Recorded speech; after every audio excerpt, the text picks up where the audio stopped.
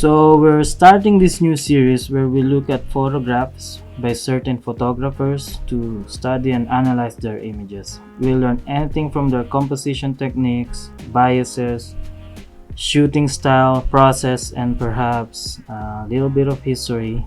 Basically anything that can help us progress in our own pursuit into learning photography.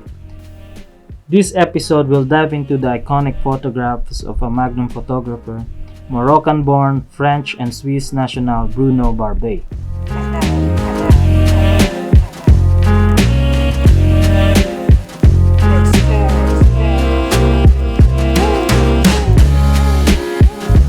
Okay, so this was taken from the Amazon River in Leticia, Brazil.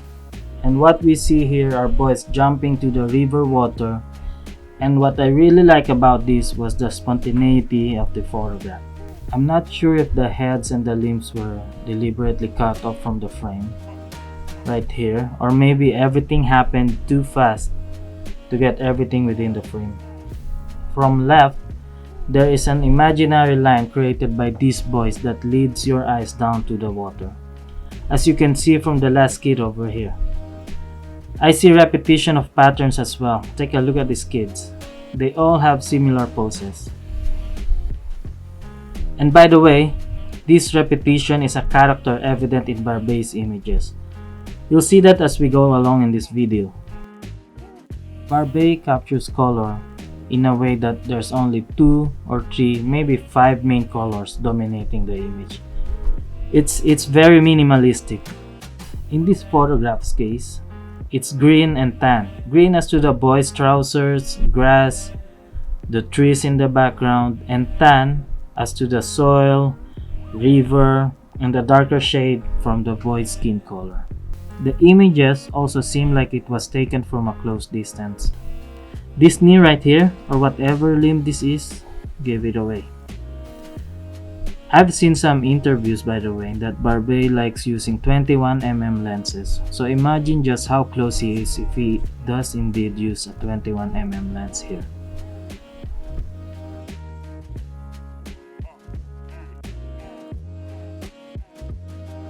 So this next image, this is what I meant about Barbey's bias to repetition of patterns. You see those handprints at the background? That's what I was talking about. This is actually a playful image in relation to the handprints at the background and the subject's forehand, which is very prominent. The black clothes worn by this person really helps draw your eyes to his hand. I also see two-dimensional layers of lines here. Here, here, here, and a little less straight, but it's right here. Composition-wise, it's flat. Subject is in the middle, and everything else is just flat laid at the background. But for me, I think it works well. Again with the color, we have orange, white, and black dominating this photograph. This image is executed very well in my opinion. The intent is very obvious.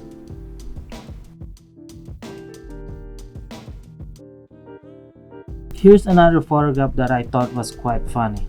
It looks like ducks or maybe geese is after this lady and she's backed up against this wall.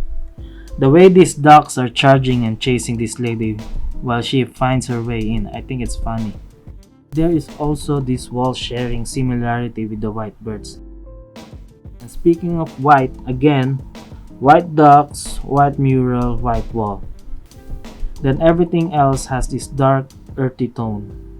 It's only the lady and the red wall mural breaking the almost monotonous tone. This image seemed to be formed by grids too, like rectangular grids making up the image as you can see here.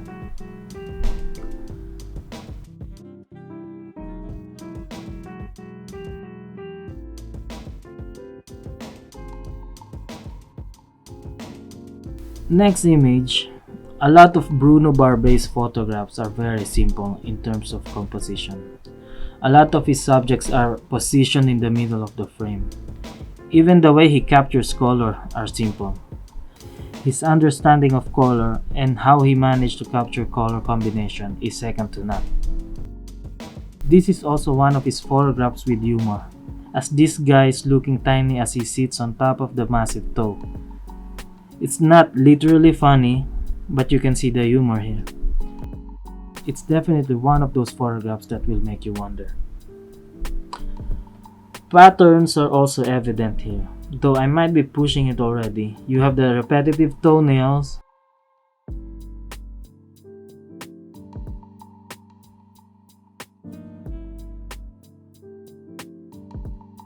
and the lines that make up the toes right here. And also perhaps the juxtaposition of the foot versus the shoes this man is wearing. And what else can we see here? Maybe these watermarks creates a much appealing texture to this image. Better than when it's all dried up, I guess.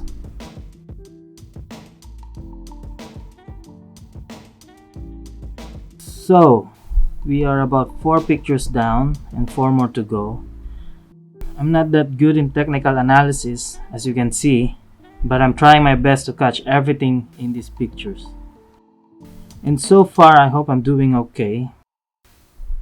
Maybe you can comment down what you think or subscribe. Alright, next image.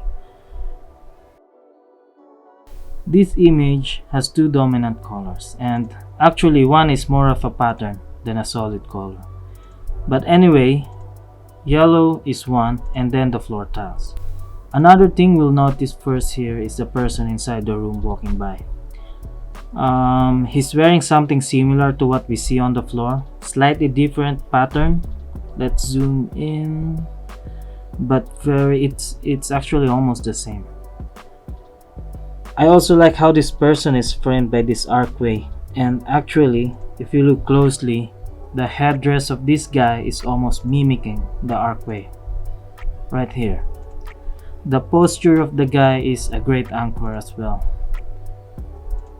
I think it helps in setting the mood here. There's this kind of somber and maybe a solemn vibe overall, and obviously this guy and the minimalistic composition makes this image. Lines are also evident here. This, and this that actually leads directly to the subject, and all these straight lines are interrupted by a more organic shape that frames this guy. Moving on. Alright, this is actually my favorite of the bunch. So I believe this was taken from Tokyo, Japan, and right away we see a divided group where on the left we have the demonstrators and on the right are the policemen. Red and blue and the dash of white are the main colors at play here. And despite the tension shown in this photo, the colors are perfect contrast to each other.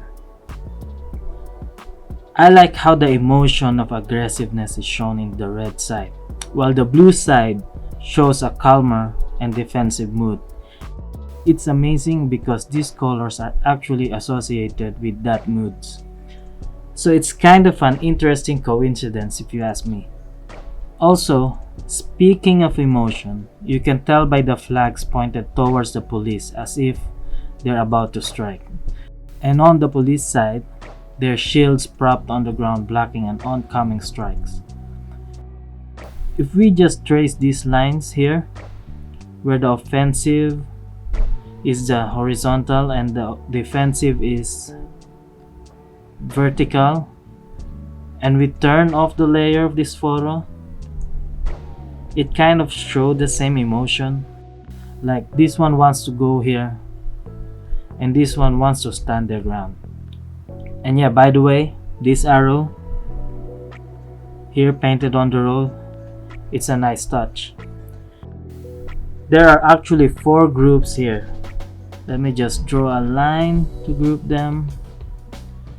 The demonstrators, the police, the media, and I guess the citizens just watching the commotion. It's easy to identify them because each member of the group is doing almost exactly the same thing as anyone within their group.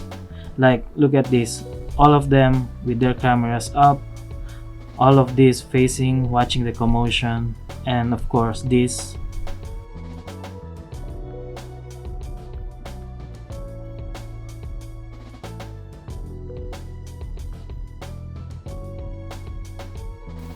Okay, for this image, there is the element of mystery, and you want to question what exactly is happening. Like, did he fell on the water, or is he actually cycling underwater? I guess this is one of the effective ways to capture the interest of the viewers. Give them something to ask about. Again, color are very minimal here. The water is pretty dark, making the boy and his bike stand out very well. I like these small details right here, the ripples just behind his head, or beside his head rather. The distorted image of the boy made by being submerged underwater, and just the reflection of light all over.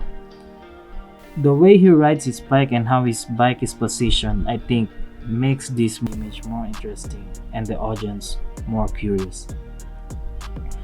Okay, so we're down to the last image. This is taken from the Industrial Palace in Chengdu, China. Again, minimalism in terms of capturing color. And this red banner dead on the center really gets your attention. I can't read Chinese, so maybe some of you who can translate this and maybe share it on the comments. The most obvious figures here are the statue, the banner, this guy, and the people cycling. And going back to what I said earlier, Barbey likes the repetition of patterns, which are these bikes. These people going left to right, right to left, and of course the wheels of these bikes. The statue is sort of mirrored by this traffic enforcer right here, minus the arms of course.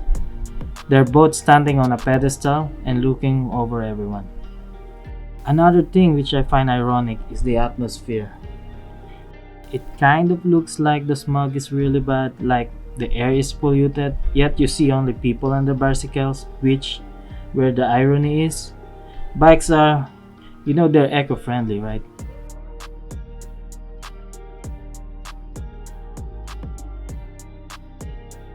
Alright, looks like we're done here, and if you've reached this point, I hope you enjoyed the episode.